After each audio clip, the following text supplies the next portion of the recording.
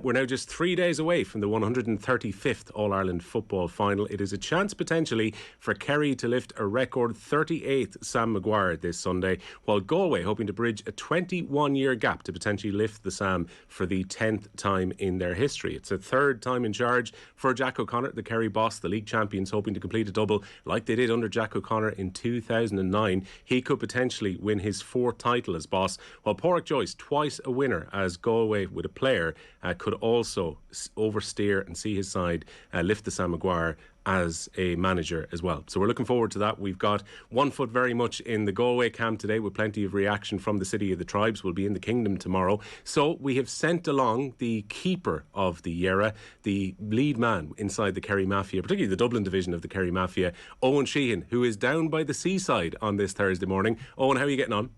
Very well, Will. A very good morning to you. How are you keeping? Yeah, I'm good. I'm looking forward to this final because it's been a while since these two teams have even met in Championship. We have to go back to the Super 8s back in 2018. We're going to have Kevin Walsh with us, who was in charge of Galway for that 3-point win back then, a little bit later in the show to break down some of the main matchups. But there's a real kind of fresh feel about this. We can talk about the league a couple of years ago where David Clifford ran riot in Tralee, but they haven't met each other in a couple of years. It's almost a bit like Kilkenny and Limerick for the hurling final, where they hadn't met in Championship since 2019. So for me, there's a real freshness about this. First time since 2014 that we've had not one of the finalists from last year in it. So I don't know. I mean, obviously you're going to be nervous from a Kerry perspective, but for me, there's a real newness about this final this coming Sunday. And I think that probably speaks to why a lot of people want to see Galway win this weekend as well, just the sense of a new champion. And while Kerry may not have got the job done in 8 years, it is still a very much a sense that if they won, it would kind of feel normal. I know it won't feel normal to a lot of Kerry people at all if they win, but it does feel Kerry, Tyrone, Dublin, Mayo, even though only two of those counties have won All-Irelands over the 8 years, have sort of sewn the whole thing up. Galway, as they did in 1998, have not come from nowhere, but they've sort of arrived with a perfect deal of momentum and could strike while the iron is hot, just like they did in 98.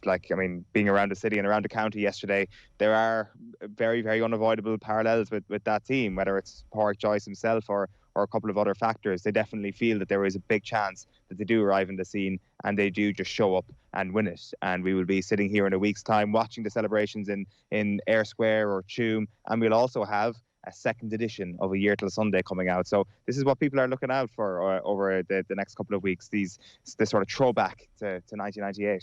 Speaking about arrivals, when you went west of the Shannon, car trouble started to hit, and it was a kindly OTB fan who came to your rescue in your hour of need.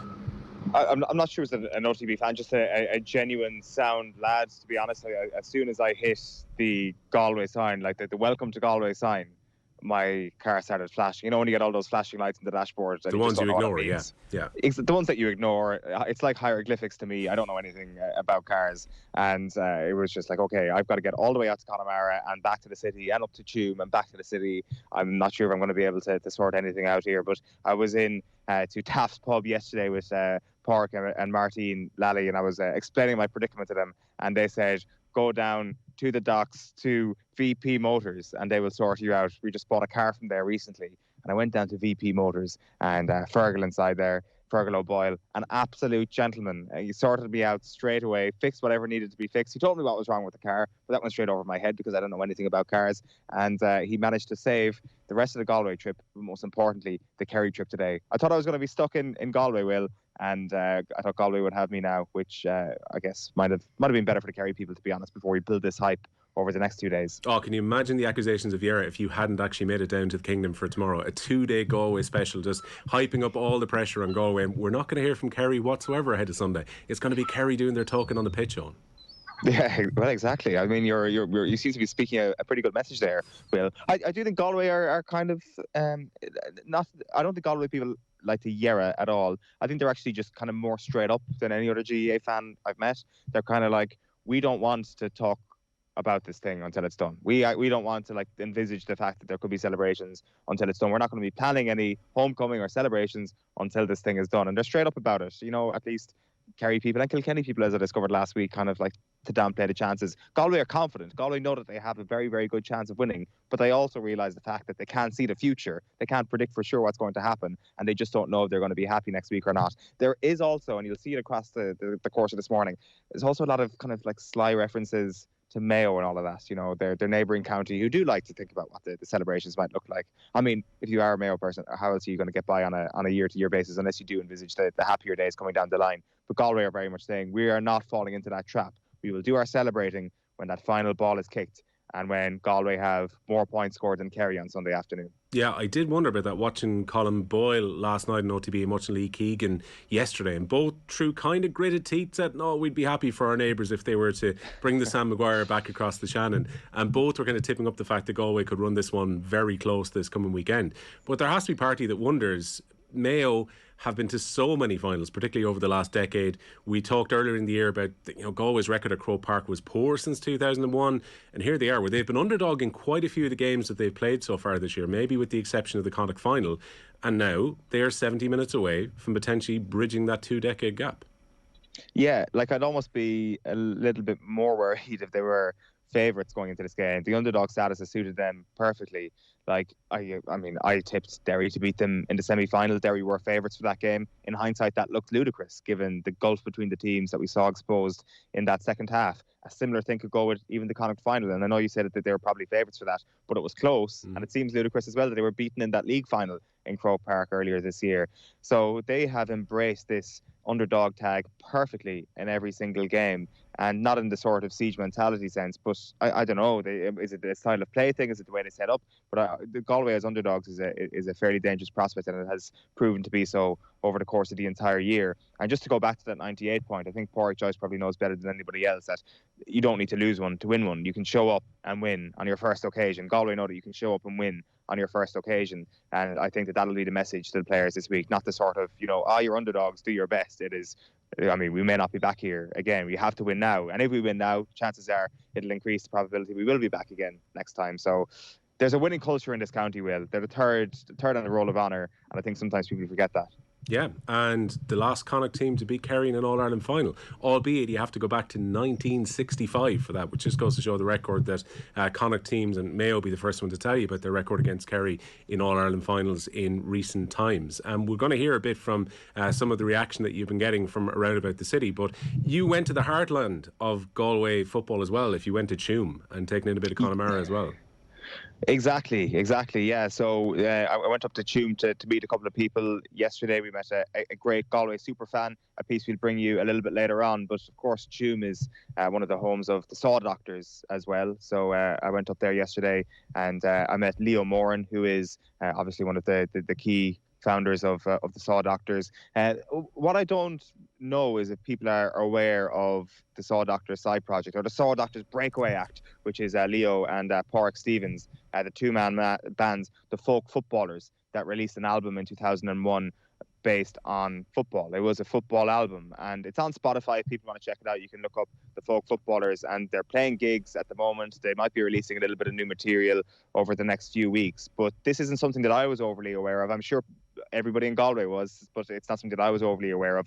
This was that album that they released was one of the first times we heard the maroon and white of Galway. Obviously, Saw Doctors had just a mirror image for that song for their neighbours above in Mayo, and then they had a host of other songs about heartbreak and sport and going up to the 1959 All Ireland. So I went out to Tuam to meet the Folk Footballers. So on the left hand side we have Leo Moran, and on the right hand side we have Padraig Stevens, who is another former member of the Saw Doctors. So have a look and have a listen to their tunes. All right, we'll have a look at the Saw Doctors just in a moment. Just to tell you what is coming up, because OTB AM is brought to you live each morning by Gillette Labs for an effortless finish to your day. We're going to have plenty of Eoin's content from Galway over the next hour and a half or so. As we heard there, we're going to hear from the Saw Doctors and get a live performance from the Saw Doctors as well in a moment. Then we will be hearing from Taft's Bar, some of these places that Eoin has been visiting on his trip across the Shannon. Kevin Walsh is going to join us in the next hour, the former Galway boss who was in charge in the Super 8s, now coming up 4 years ago at this stage, where they won 113 to 110 against the Kingdom He's going to be looking at some of the main matchups from the game at the weekend and trying to stop David Clifford, who scored 3 goals and 5 points the last time the Kerry played against Galway, is going to be particularly intriguing. And then Ollie Turner from Galway Bay FM is going to be with us to give us a perspective from Galway ahead of the big game on Sunday, and then some Brian O'Driscoll goodness breaking down the third test and Ireland's historic series victory against the All Blacks from last weekend, from last night's show with Joe. Right, as Eoin mentioned, here's some of the saw doctors from his visits around Galway yesterday. It's the Wednesday before the All-Ireland, and we're in tune in County Galway with the folk footballers. We have a load of songs about Galway football. For instance, Galway, come on, come on. Galway, come on, come on. Galway, come on, come on, Galway.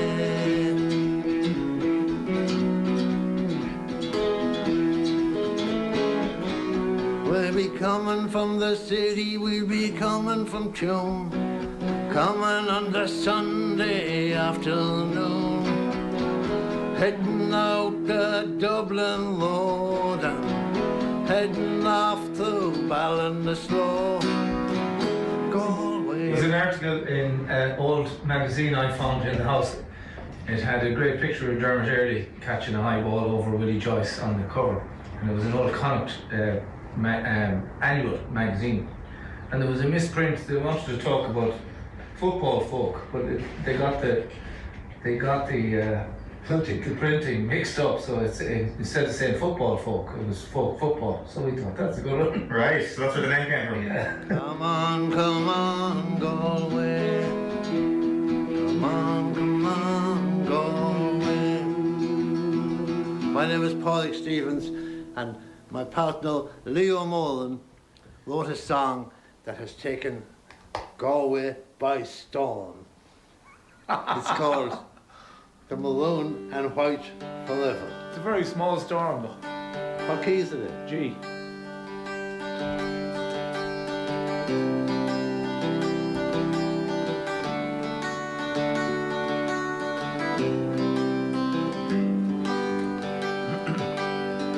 I dreamt I'd wear the jersey All Ireland final day.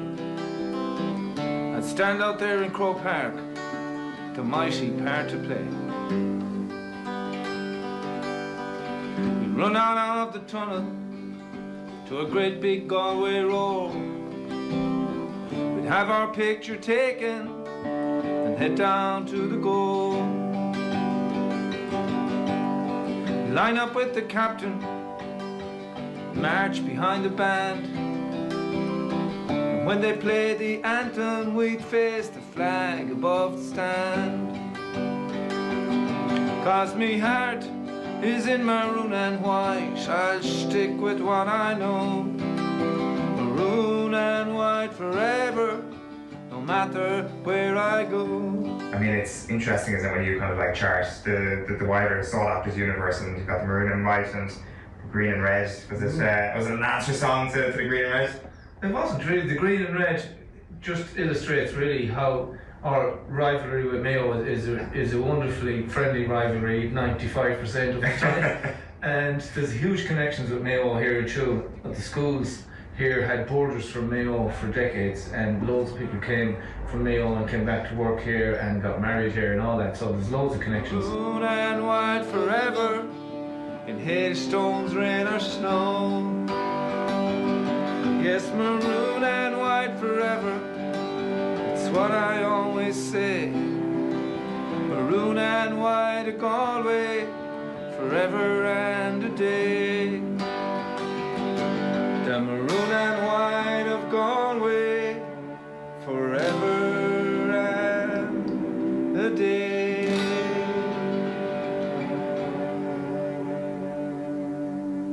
Have you another one, Padraig? We were watching Kerry last week, and the last kick of the game was a big long free. And the goalie came up, he wanted to take it, but by Jimmy he didn't get it. Leave me alone. So the lad who takes that free in the last kick of the game, this is his song. As brave brave and as bold as our fathers before. There's one chance to win, another to go. It's a chance in a million, I'll give it a try. Kicking into the wind with the sun in my eyes.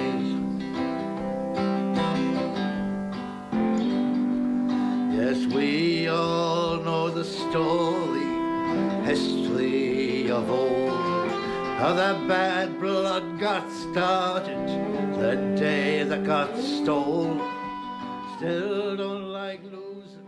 Do you remember the one about Sean Postle and Frank Stockwell? Have a go at it. I never saw them play, but I heard about their feats. How one would get the ball and know where the other one would be. And we share in all the glory of their legendary wins. Sean Purcell and Frank Stockwell, the terrible twins. They both grew up together up above in Bishop Street.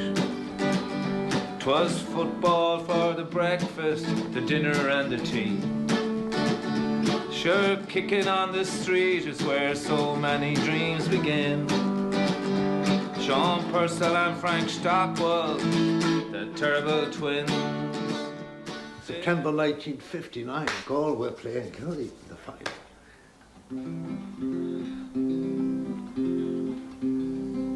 And I was putting the back at them all, smile. My father and John Higgins were in the front, and my mother made them alone a white flag.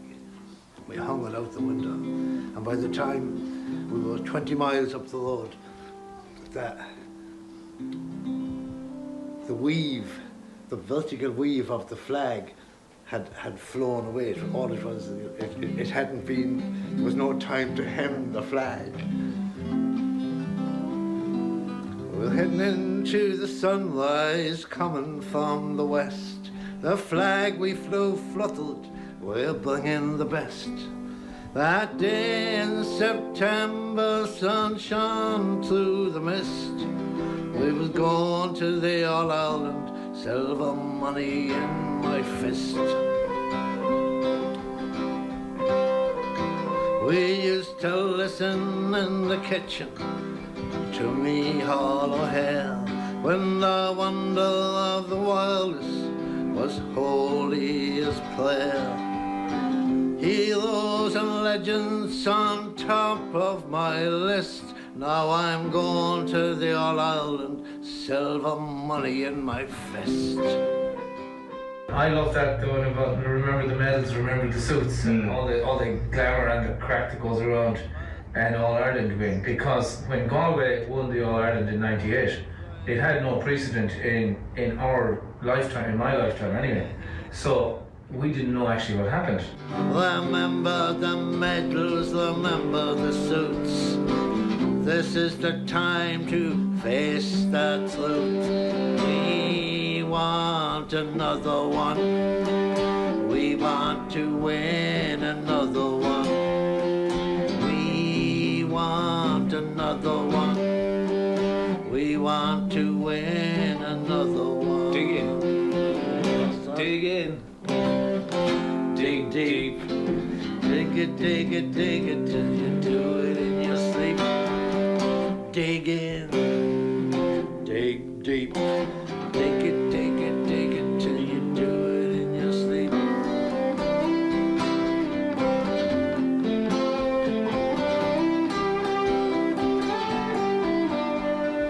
We want another one.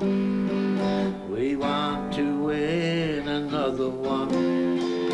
We want another one. We want to win another one.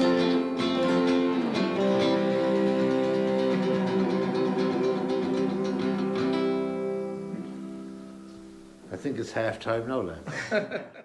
The folk footballers there here on OTB AM from Galway ahead of the final this coming Sunday. Owen, you've been blessed musically over your trips, given that you were talking about the Cranberries last week in Limerick, and Galway have got the Saw Doctors to give them their most important songs when it comes to celebration around the GAA.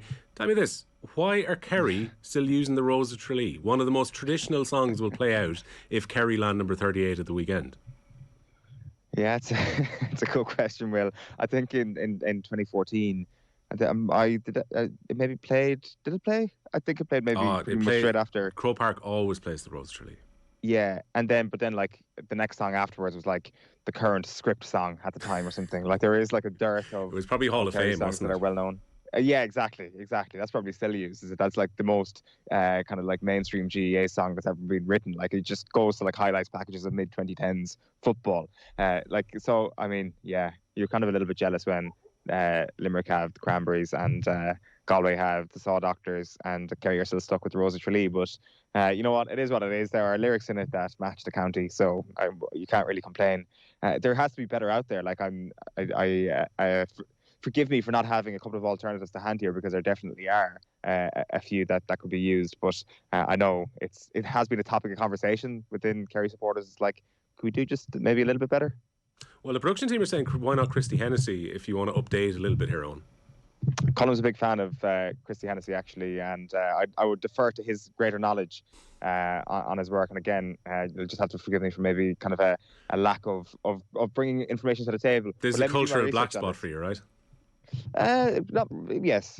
So, yeah, no, that's let me do my homework and come up with a few options. I just need to say I maybe need to speak to people maybe a little bit older than me, just to kind of get a real sense of what the county wants. It's a good question, Will. We'll put that to the people of Kerry maybe today. What should or maybe people are really happy with the Rose of Tralee. Is it just me? Or maybe I'm the only person who's like, that's not actually a fantastic song to be blaring out of the speakers in Croke Park if you get over the line in an All-Ireland final. I think it's a little bit twee. I think it's a little bit old-fashioned. Yeah. I think there's definitely But then again, look, Kerry are all about tradition. They're all about what they've achieved over the last 130-odd years, and therefore maybe they like to use the traditional song. What is the feeling in Galway, by the way? We're going to get a look back at some of Galway's greatest now in a moment. I'm sure Padraig Joyce, their current manager, is going to be among them. But given that you've gone to three pretty disparate locations in Connemara, within the city, and going to Tuam, what is the feeling in Galway ahead of this weekend? They're very confident, Right. very confident that they all accept that if Galway are to win, it will be an upset. They are not favourites. But the common theme is that the bookmakers have got it wrong with the magnitude of the odds that are against Galway. And to be fair, I did kind of pick up on this last week that Kerry are shorter odds to win this Football All-Ireland than Limerick were to win the Hurling All-Ireland, which is bonkers when you think about the fact that Kerry haven't got over the line yet in football. And I think Galway have kind of picked up on that a little bit. They've maybe looked at the reaction to the Kerry-Dublin win and said, listen, that looks like an All-Ireland final celebration to me. We're not having that. Now, I will say, I don't think anybody in Kerry was celebrating winning an All-Ireland 2 weeks ago. They were celebrating beating Dublin and winning it in absolutely unbelievable fashion. So I don't think anybody's been getting it carried away on that sense, but I can see why Galway people might want to use that to create this siege mentality. And I think that to a man and woman, they all believe that they are going to do it this weekend. They all think they're going to do it narrowly. Nobody's getting overconfident or anything like that. But everybody really does believe that an upset is on the cards and is going to happen this Sunday. Yeah, I don't really have that belief that people would think that, given the drama and Sean O'Shea's free, that Kerry would see that as practically being an All-Ireland win in of itself. Because look at Galway the round before in the quarterfinals, coming through on penalties against Armagh with one of the really great championship matches. And I wonder if that's partly why a few of the neutrals, aside from the fact that Kerry are the empire with all of their success coming into this final, but also the fact that Galway have given us some very entertaining games throughout the championship, notwithstanding the semi-final, which wasn't necessarily their fault with the way it was played, but particularly the entertainment that people took from that epic game, probably the best game of the championship this year, themselves in Armagh. Yeah, that's very true. And also, as well, you have to remember the scenes in the second half of Galway-Derry when Comer bangs in a couple of goals, the celebration after the second goal. That's what sport is all about. If we didn't celebrate winning semi-finals, there wouldn't be a lot for anybody to be happy about. I think we should probably be as happy as we possibly can be with every sort of positive thing that our sports teams give us. And I think Galway and Kerry have really enjoyed that along the way, in different ways, mind you. Kerry was very much getting over the line against Dublin. Galway's story this summer has been proving people wrong. and getting over the line in those games, and a lot of people, including us, would have tipped them not to get over the line in. So they're coming from different places, but they've all had like brilliant points in the journey so far. Both journeys feel like that they are both destined in All-Ireland glory, if that makes any sense. Like, it feels like that Seanie O'Shea kick can only result in an All-Ireland win, and it feels like Galway winning on penalties can only result in Galway winning the All-Ireland. But both of those things just can't possibly be true. Yeah, they're both beautifully set up for the Sunday game montage at around about 9:30 on Sunday, depending on the result. I can see the tide coming in behind you at the moment, Owen. The tide waits for no man. You have to get to the Kingdom a little bit later on. So you've been getting some context about Galway and Galway's football history.